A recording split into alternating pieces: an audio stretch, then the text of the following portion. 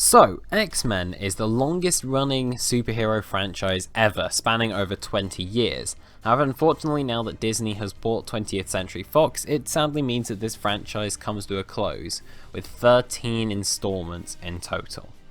Hey there guys, welcome back to another video. It's Mr. Chicken here, and today I am going to be ranking all 13 of the X-Men films. So this isn't just the X-Men movies, this will also include the Wolverine films, the Deadpool films, New Mutants, and yeah, that's pretty much it. I'm also not going to be able to linger too long on my descriptions of these movies because I don't want this video to be too long. Once again, this video is all my own opinion. You don't have to take it seriously, you don't have to listen to it, you don't have to agree with it. I'm just giving my opinion here, and it's okay if yours is different to that. And lastly, there will be spoilers in this video, so if you do not want any of the X-Men series films spoiled, then consider yourselves warned now. And well, let's get on to the video. In last place, at number 13, we have X-Men Origins Wolverine. This film is a massive mess. It has a good opening scene and a good performance from Hugh Jackman, but as soon as you get past that, the rest is just generic schlock. It's basically another X-Men film, except from the cast of this film are just really annoying and dull characters. This film's got awful CGI, some really bad action sequences, bad directing, terrible editing, and lastly, the choice to sew Deadpool's mouth shut is probably the most idiotic choice I have seen in any comic book movie. This whole film can just be described as idiotic. Next up at number 12 we have Dark Phoenix, and my first thought is, who cares? This is just a really dull remake of something that we'd already seen done badly before, and somehow they just managed to make it really boring. In terms of the X-Men series, this is the actual worst one, because there just wasn't anything interesting. Sophie Turner I don't think sold the character very well, Jennifer Lawrence didn't care whatsoever, and when she died I just didn't feel anything. Magneto's character at this point was just wheel spinning. Jessica Chastain and the aliens in this just didn't fit. It's got some bad action, some horrendously lazy writing, and it's just forgettable overall. Also, hands down, these are the worst X-Men costumes. Third last, we have X-Men The Last Stand, which is just disrespectful to fans. In particular, Mystique is kind of just written out within the first few minutes. Characters like Cyclops and Xavier are killed very early on in this film, and then there's Nightcrawler, who is literally just left out of the film. In terms of the things I like, there's some pretty good acting here. I like the final battle sequence. Beast himself is pretty cool, but there's just no energy or passion to what's going on here. There are too many plot elements visible here, and there's also the Juggernaut, who is god-awful. But yeah, it kind of just butchers everything it's trying to do here by doing everything at once. Next we have X-Men Apocalypse, which is, again, just too many things thrown into one. We're given the old cast from First Class, and we're also given this completely new cast, and unfortunately, these new cast of X-Men aren't given much to do, and they're also quite bland. This film puts a lot of focus on Jennifer Lawrence's Mystique, which is a shame because she just doesn't care in this film. She does not give a great performance, and the lack of putting her in the makeup shows that they really sort of prioritized her star power. I thought that Apocalypse made for a really goofy villain. The story of this film is just ridiculous, and the way that follows is dumb. There are some good sequences in this film, like the X-Mansion blowing up, and what they do with Magneto at the start is amazing, but overall this is just a nightmare of a script. Next we have The Wolverine, which is kind of just an interim movie. They were clearly building up to Days of Future Past, and so we had this, which is just boring, basically. The plot just isn't very interesting, and when it actually gets going, it's just quite dumb. The pacing's not great either, but to its credit, it's a pretty fun action movie. All the action scenes are pretty good. It's a well enough shot movie.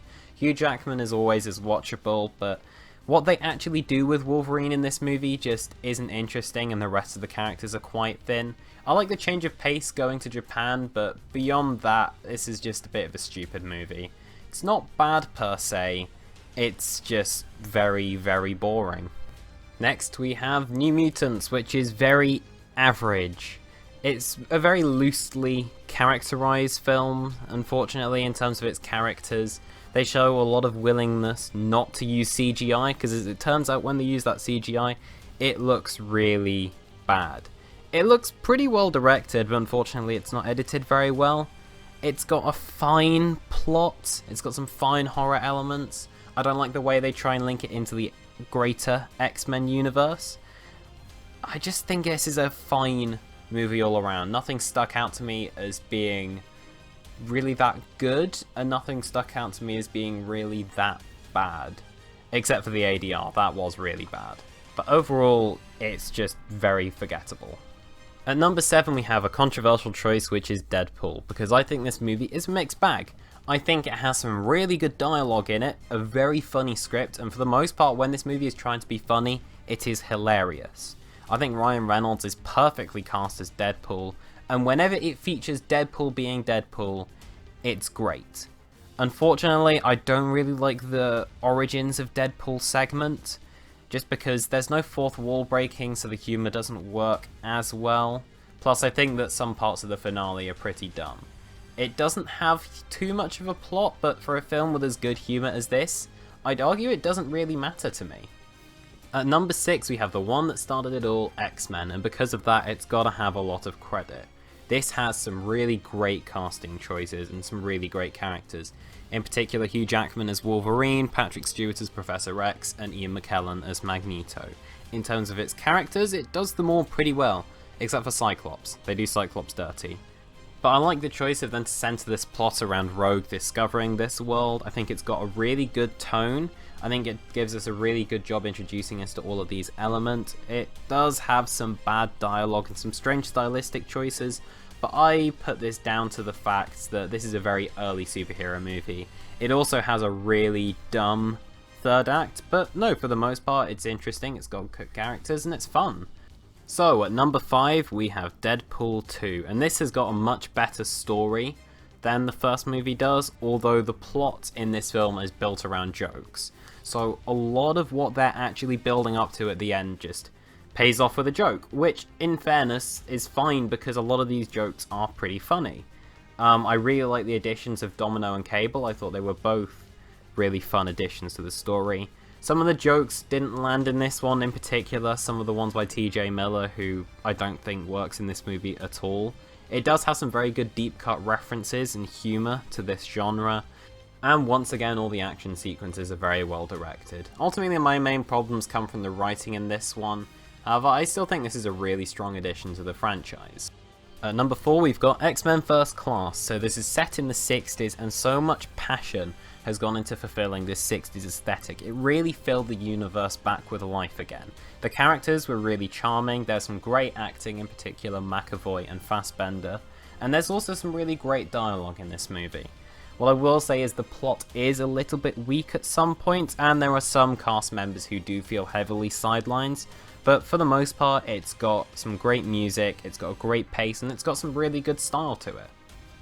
At number 3 I've got X-Men Days of Future Past. This movie is awesome. It's a really great adaptation of the comic book storyline, and the old and the new elements from the original trilogy and First Class come together fantastically in this story. It's got some great acting from both the old cast and the new. It's got some really great characters in it, in particular Quicksilver, whose sequence is a highlight in this movie. The Sentinels made for a really great threat in this movie, and the plot and the pacing are handled great. There's some real stakes in this story, there's some great character moments going on here, and I was constantly invested in the story at hand. This is such a great X-Men movie. In second place, I have X-Men 2, X-Men United, and this is the first comic book film to be really about more than just superheroes. That's why it's above a lot of the movies like X-Men Days of Future Past, which I would put pretty much neck and neck with this one. The only reason I put 2 here is because it built the foundation that Days of Future Past worked on. A lot of the themes about coming out and acceptance are really explored here. Wolverine's past is explored here with Stryker, who is one of the most underrated comic book villains in the franchise. We've got the X-Men and the Brotherhood working together, and with that we have some great moments with Magneto and Mystique. We have Nightcrawler introduced, who's an awesome presence. This movie has some amazing action sequences, some really great pacing, some really good tension, and a great plot to go along with it. It's also got the X-Men theme, which I think is really cool as well. So yeah, this movie definitely warrants its second place ranking. And my favourite film in the X-Men series is one of my favourite superhero movies of all time, which is Logan. Because, like I said with X-Men 2, Logan is about more than just being a superhero movie. This is really a character study, a last hurrah for Wolverine, who is the character we have primarily focused on throughout the X-Men series. Hugh Jackman gives his best performance in the series and is utterly amazing in this movie. Patrick Stewart is also fantastic in it, and Daphne Keane, who plays Laura, is really good in the movie as well. I think the action sequences are great, the tension is phenomenal. I think the style they're going for with this western thriller film is done really well, whether it's the really good direction, some really good editing, or some great music they've got going on here. It's all good. The plot is fantastic once again, the pacing's really good. Honestly, I don't have any flaws with this movie. This is just a brilliant send-off to Wolverine and Professor Xavier, and I couldn't really ask for anything else with this final movie. And because of that, it is undoubtedly my favourite film in the X-Men series. And that's it. Thank you so much everyone for watching. If you guys enjoyed this video, be sure to subscribe, like, and comment. And I'll see you guys in the next video. Goodbye.